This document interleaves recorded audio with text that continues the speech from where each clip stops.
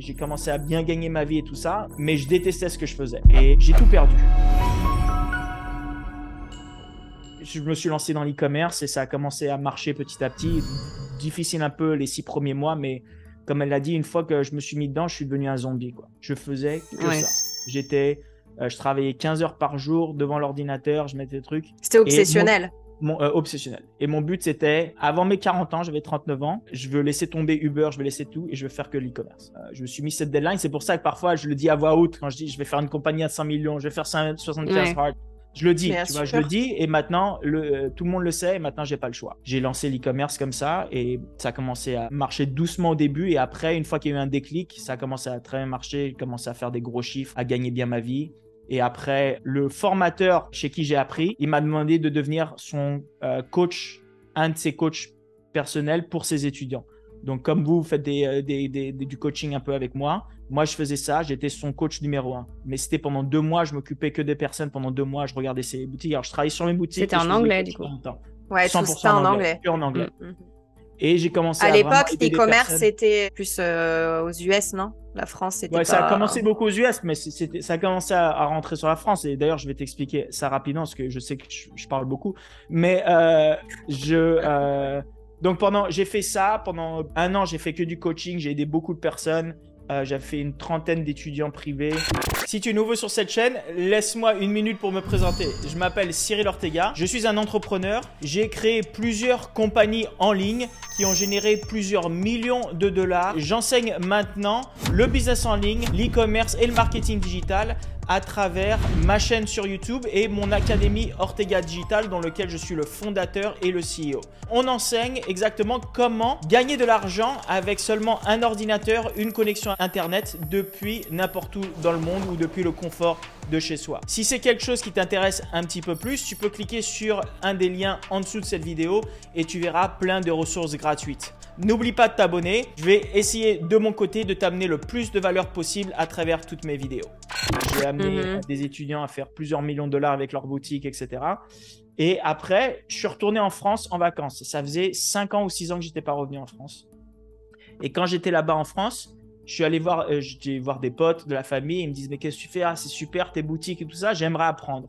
Et j'ai commencé à leur dire, regarde ces chaînes YouTube, regarde ces vidéos sur là. Et je leur donnais accès à ma formation, tout ça. C'était des amis très proches. Et ils ont dit, mais Cyril, je comprends, c'est tout en anglais, je vais rien comprendre. Et là, je me suis dit, peut-être il y a une opportunité sur le territoire français.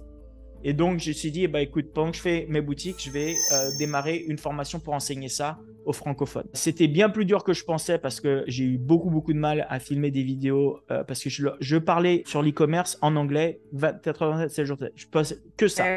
Et de parler de ça en français. Retrouver quelques vidéos pour montrer à Charlotte ou n'importe qui, mais voir la différence. Je pense que tu devrais même le poster sur les réseaux, mais la différence de la première vidéo que j'avais vue où tu étais devant ça n'a rien à voir. Et c'est là où tu te rends compte. C'est là où tu te rends compte qu'un expert, par exemple, un expert en e-commerce n'est pas forcément expert en transmission de savoir et que tout ça s'apprend en fait et que c'est expert. Le truc qui s'apprend le plus, c'est de comprendre que dans tout ce qu'on fait, au début, on va avoir du mal. C'est ça le truc. Et la raison pour laquelle aujourd'hui, je suis bien plus à l'aise, parce que j'ai fait des milliers de vidéos maintenant. Et je suis tous les jours devant la caméra en train de filmer, en train de parler. Mais au début, en français. Mais au début, j'ai mis 1 an et demi pour filmer la première version de la formation parce que je m'arrêtais, je bloquais, ça ne marchait pas, tout ça.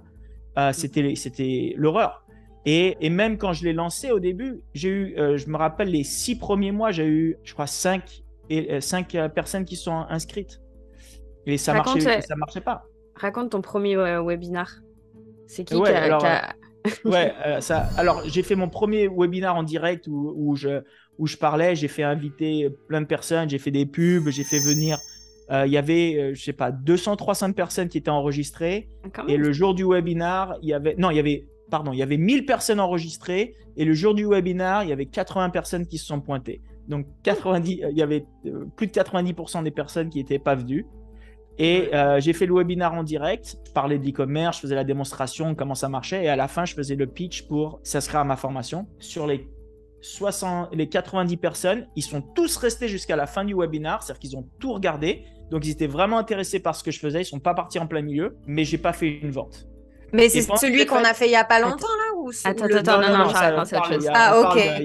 C'était il y a 3 ans. Il y a 3 ans. Ok. Je l'avais tellement préparé, j'en avais tellement parlé que j'en avais parlé avec ma famille, mes parents, tout ça. Donc, j'avais mes cousins qui étaient en France qui regardaient ça, j'avais ma mère qui était en train de regarder ça et mon père qui était en train d'écouter ça. Ils étaient tous en direct pour me voir.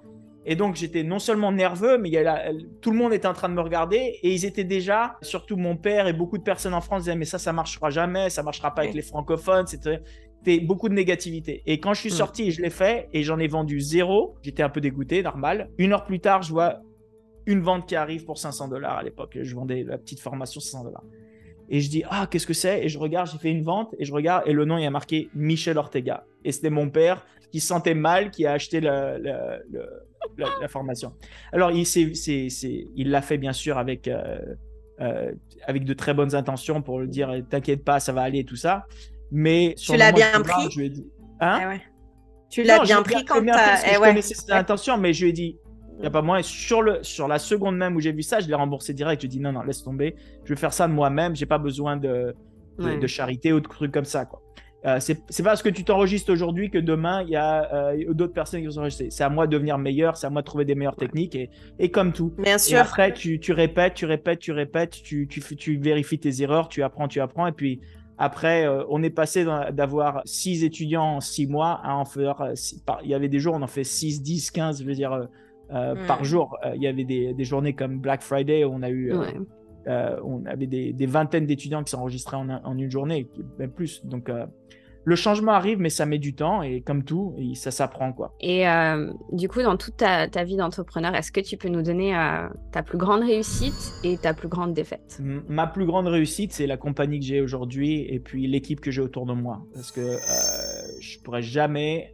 J'ai eu beaucoup de difficultés, même avec ma boutique e-commerce, j'avais des difficultés avec les gens que j'engageais, les assistants virtuels, tout ça. Il faut savoir qu'on ne travaille pas les uns à côté des autres. Et non seulement ça, mais il faut aussi savoir qu'être un leader, être un bon... J'aime pas dire boss, parce que je me vois plus comme un leader de l'idée toute une équipe. On est tous ensemble, et moi, je me vois comme plus le capitaine de l'équipe. Mais le goal, il est commun. Et ça s'apprend, quoi. Et on fait beaucoup d'erreurs comme ça. Et quand on deal avec des humains, il y a beaucoup d'émotions qui viennent en jeu. Et parfois, il faut pas forcément avoir les émotions, c'est pas ce qui est le plus important, parce que parfois tu fais des mauvais choix parce que tu as du respect pour la personne, tout ça, même si la personne est pas faite pour travailler dans ton business. Et ça, c'est des erreurs que j'ai fait pendant longtemps, qui m'ont coûté très cher, qui ont coûté à mes business. Et donc, j'ai dû apprendre à devenir un bon leader, j'ai dû apprendre à devenir un bon capitaine du bateau, quoi, en gros. C'est pour ça qu'aujourd'hui, je suis fier vraiment de l'équipe qu'on a et de la compagnie qu'on a créée. Donc, une grande fierté par rapport à ça. Mes plus grandes défaites dans l'entrepreneuriat, j'ai eu des journées où j'ai perdu beaucoup d'argent. J'ai eu mon compte Facebook qui a été bloqué après avoir dépensé 1,3 million de dollars dessus d'argent. Je veux dire, j'ai eu où j'ai perdu toutes les données, tout ça. J'ai dû recommencer de zéro. Donc ça, c'est des grandes claques qui t'arrivent dans la gueule, mais tout ça, c'est obligé de passer par là pour arriver là où je suis aujourd'hui, parce que l'entrepreneuriat, c'est tu deals avec des feux tous les jours dans ta cuisine. Parfois, il y a des petits feux. Et parfois, il y a des gros feux. Et être un entrepreneur, c'est savoir résoudre des problèmes. C'est tout ce que tu fais. Tous les jours, tu essayes de résoudre des problèmes différents. C'est ça fait partie du jeu. Alors maintenant, avant d'être entrepreneur, ah non, tu sais quoi? C'est pas vrai. Je vais te dire, j'ai eu une première carrière d'entrepreneur il y a des années avant de me lancer dans l'e-commerce. C'est-à-dire que, d'ailleurs, je crois que Marie, une personne est au courant de ça, mais il y a des années, j'étais agent immobilier. Et après, c'était en 2008-2010 quand il y a eu la crise financière. Et après, toutes les maisons, elles ont commencé à partir en foreclosure. Comment on dit foreclosure en français? Comme en Monopoly, là, je sais plus comment ça s'appelle.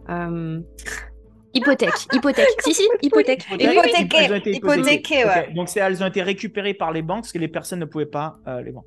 Et donc, non seulement c'était dur de vendre des maisons en tant qu'agent immobilier, parce que les gens, ils n'avaient pas l'argent, les banques ne voulaient pas faire de prêts, etc. Mais il y avait de plus en plus de maisons hypothéquées sur le marché. Et donc, j'ai eu un pote un jour qui m'a appelé en me disant « Ah, Cyril, j'ai cette opportunité de travailler avec cette compagnie. » Et on travaille dans une autre facette de l'immobilier où cette fois-ci, ils nous appellent les banques nous appellent une fois que la maison a été récupérée. Et nous, on vient avec une équipe et on retape la maison rapidement. On ne fait pas de construction, ça, mais on la nettoie. Non, mais c'est même pas du flipping, on la nettoie. C'est-à-dire, on s'occupe du yard, on s'occupe de la nettoyer à l'intérieur et on fait ça en 1 ou 2 journées, c'est tout, et on part. Pas du staging, rien. C'est que tu la nettoies. Quand tu arrives et tu vas les récupérer, les maisons, elles sont dans un état horrible. Et tu amènes une équipe, tu la nettoies, hop, tu passes à autre chose et tu es payé 1 000, 2 000 $ par maison.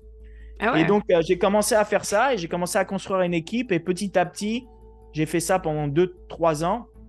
Et j'ai grandi une grosse équipe. J'avais 11 personnes qui travaillaient pour moi.